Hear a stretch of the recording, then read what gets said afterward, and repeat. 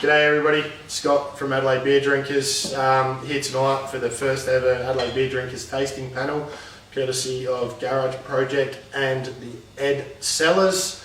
Thank you to Tom, thank you to Dan, guys off camera. Yeah, so this is an event we're looking at running pretty regularly to sample and review beers and post on the group and just hopefully get everybody else more involved in the group and put the good word about good beer out there. Hi, I'm Josh Sundquist. Rod Warnicky. I'm Adam Connolly.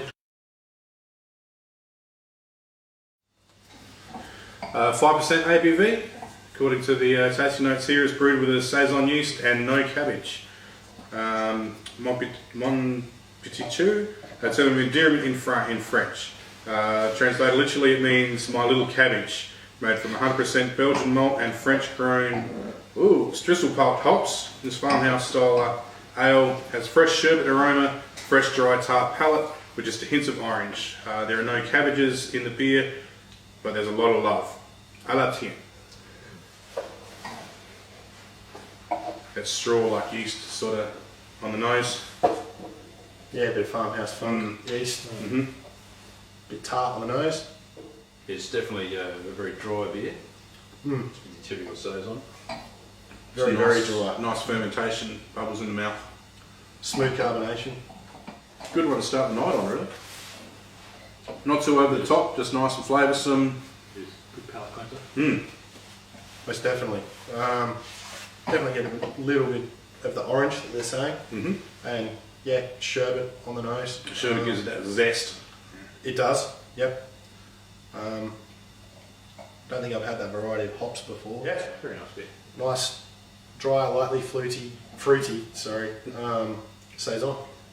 Yeah, definitely a good summer beer. Great thirst quencher. Most definitely. Might go well with some fish or something, possibly. Yeah, I reckon be good pairing with fish, maybe some chicken. Just a lighter sort of style food. Pasta and a rosé sauce. I think it would go really well with that. Quite enjoyable. So yeah, Yeah, next one beer up. we've got here is Hops on Pointe, which is a 6.7% pale lager, brewed with Nelson Sauvignon and hops. Similar sort, probably a bit bigger than a saison, but similar sort of style, easy drinking. It's got a definite crisp gooseberry palate from the Nelson Sauvignon hops. A little bit hoppier, fair bit better than the saison. But as you can see, it's still nice, quite clean beer. Definitely some tropical fruit, a bit of mandarin in there, I reckon. Well, that's what I'm getting. Goes down quite well. That's just sort of lemon-like as well, I think, just sort of light citrusy fruits. Yeah, true, definitely. And yeah, champagne style bubbles. Yeah. Definitely, yeah, very fine, tight bubbles. Very sparkly carbonation. Very typical of a Kiwi beer as well, Kiwi pale style beer, very hopped up. Yeah. It doesn't taste like 6.7. That's No, the ABV's hidden very well. absolutely. You can If drink I- this quite easily, and yeah, I wouldn't say that's a 6.7 beer at all. If I had to guess it, I would say somewhere around about the 4.5. Yeah, exactly. Yeah, definitely not up in the sixes or in the mid sixes. That's quite surprising actually. Now we've got the Rosé de la Vallee, 9%. It says at its heart it's a crisp pale pilsner infused with freshly crushed Pinot juice from Martinborough's award-winning escarpment winery.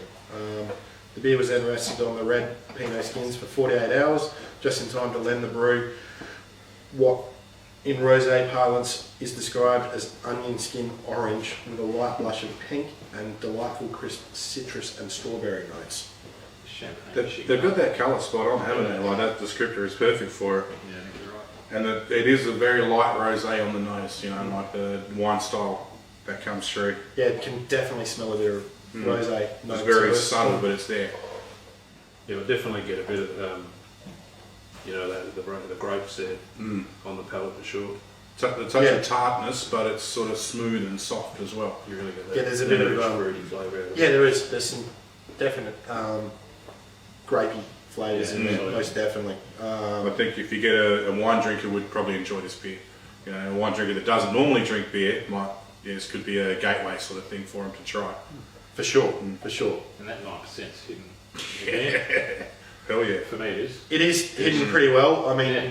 you know, if you let that warm up to, you know, probably 15 degrees or something like that, I think the alcohol would become a lot more prominent. But yeah, I mean, when it's reasonably chilled, it's quite well hidden, very well hidden, which seems to be a bit of a theme with the Garage Project beers we've had so far tonight. Yeah.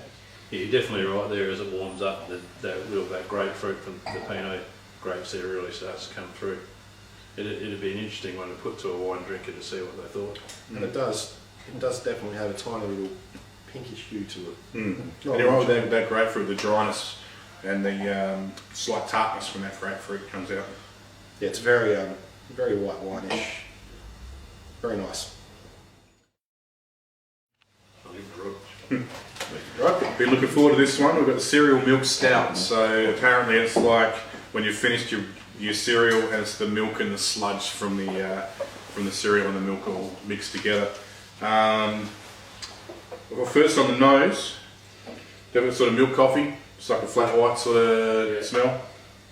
Definitely. Yeah. Yeah, you definitely got the milk. Nothing too over the top, you know, like some espresso stouts and things like that are really full on bit of coffee, but this is just nice and smooth. A little bit of silky milk chocolate in there too, maybe. You know, just Belgian milk chocolate, Probably maybe. benefit from warming up a little bit. Might leave a little bit try it later on. But Definitely. brewed with cornflakes, oats, chocolate wheat, and a generous dose of milk sugar. Rich, smooth, redolent of the sweet remnants of breakfast bowl. Grab a spoon and dig in. Next up, we've got a Lack of Faith Black IPA. Looking forward to this one. 7.5%, brewed with bitterness and power. I want to try and pick it up like Darth Vader and see how it goes, but I don't think it's going to happen. You're breathing like Darth Vader there, mate. Take it in. Great aroma.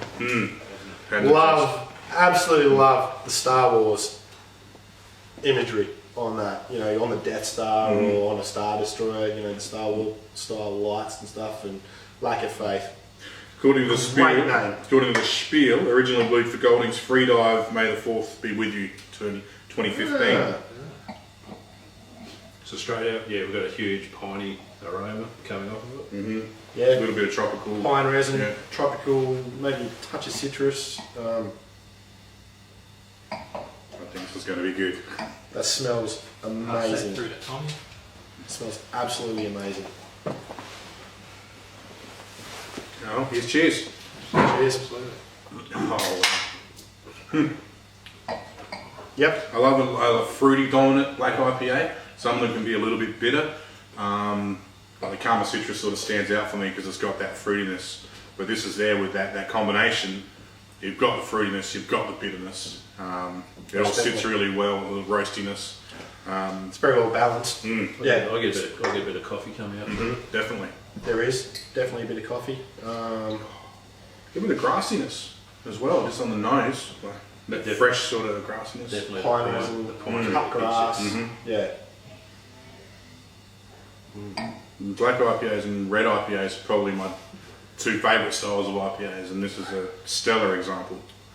It is. It's a very, very good example of a black IPA. So next up, we've got the Los Lobos.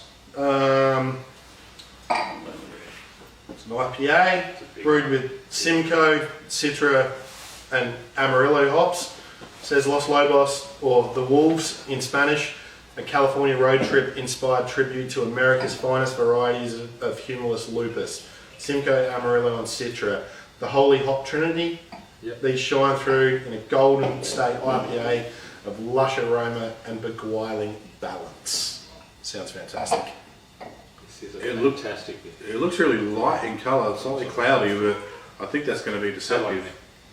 Oh, yeah, smells amazing. Pine resin, cut grass. Just fresh AF. Yep, Yeah. tropical fruits. It's going to be interesting to see what the malt profile's like. I think it's going to be overrun by the hops, but that's all good with me.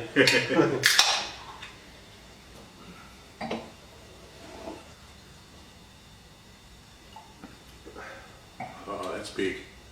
That is big. good. It coats the mouth, that resinous mouthfeel. That is good. Mm-hmm. That is very good.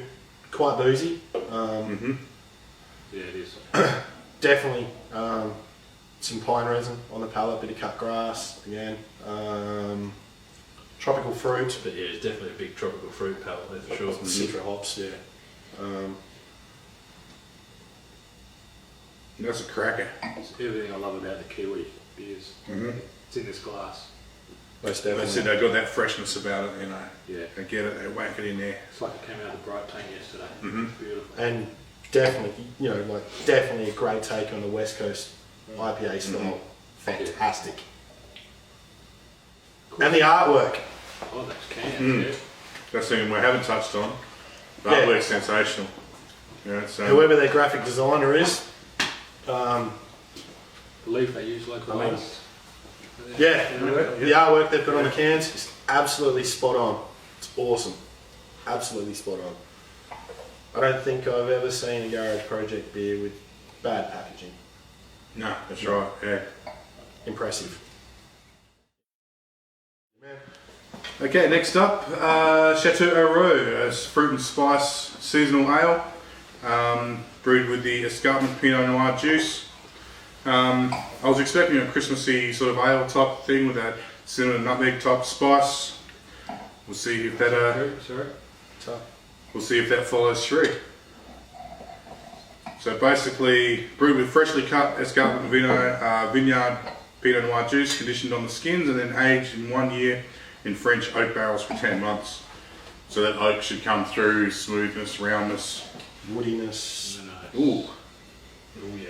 that Pinot definitely comes through more than the other one we had. It Definitely taste the. Wow. Oh, sorry. Definitely massive woody oak comes straight Mhm. through Oh, there. for sure. With Almost some a of bit that of fruit bourbon tartness as barrel. well. Spicy. It's up, Spice yeah. out of there, it's really good. Wow.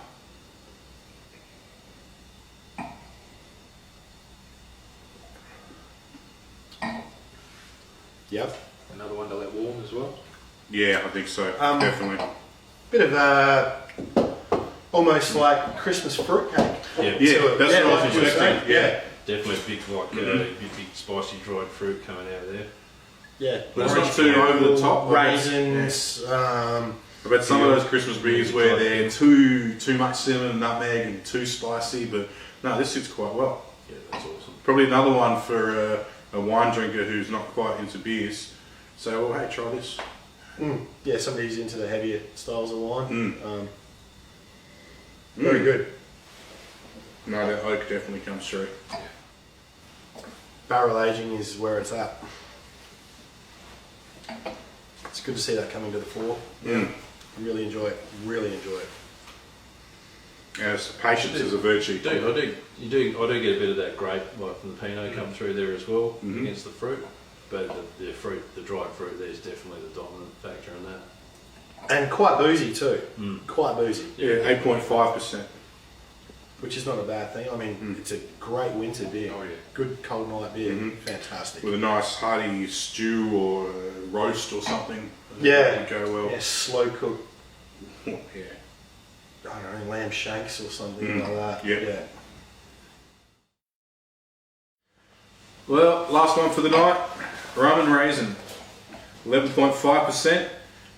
Brewed with raisins and aged in Caribbean rum barrels for 18 months. Wow, 18 months. It's a long time. It is.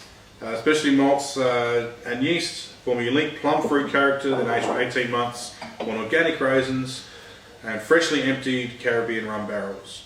The ultimate decadent desert island beer. But desert island beer, sorry. It smells amazing. It's like a Definitely big boozy number. Yeah. There's a lot of rum coming through there.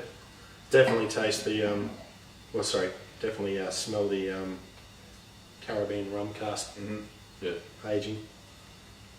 but it's still very smooth. It's not volatile. Doesn't or have, harsh. it hasn't got your alcohol in there like a rum. It's definitely got your big boozy On rum the coming nose, it through there. reminds me a little bit of my 21-year-old Glenfiddich, which is aged in Caribbean rum casks. So yeah, The fruit really comes through quite well. Immediate. A lot of fruit. Yeah, it's not over the top of the rum, is it? It's very No. upfront, yeah. Quite boozy, as you would expect. And that's still going. It still lingers and stays in your mouth. Yeah, it's a very, very long finish on it. It's a fairly light body, even though it's a darker beer. I mean, some might be expecting it to be like a thicker, stout style sort of beer, but it's more of a dark ale. So yeah, definitely light in body. It is boozy, but it's not booze dominant. No. It's there, No. but it's still tasty. You know?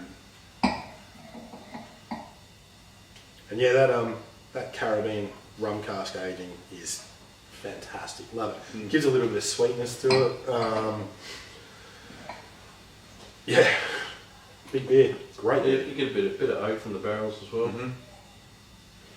It's definitely not as much as the Arno though that we had before.